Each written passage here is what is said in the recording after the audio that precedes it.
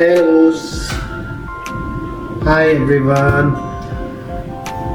काफ़ी दिनों बाद कैमरा उठाया, थोड़ा फैमिली के साथ बाहर आया था चंडीगढ़ में। चंडीगढ़ इज़ माई, थोड़ा मुझे जानते they know that Chandigarh is my home town and सोचा कि कुछ रिकॉर्ड ही कर लेते हैं। होटल में स्टे कर रहे थे, कुछ काम था तो 2-3 दिन के लिए चंडीगढ़ में है for few days, might be for more than 2-3 days.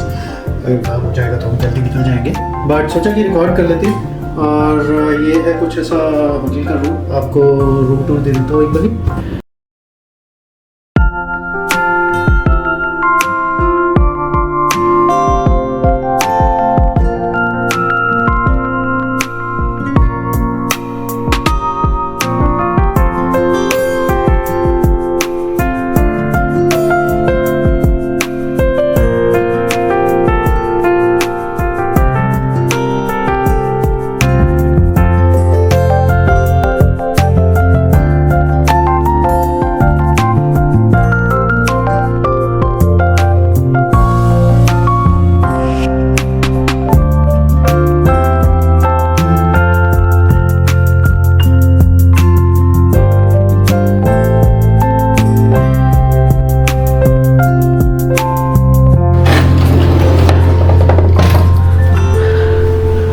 और ये हूँ मैं।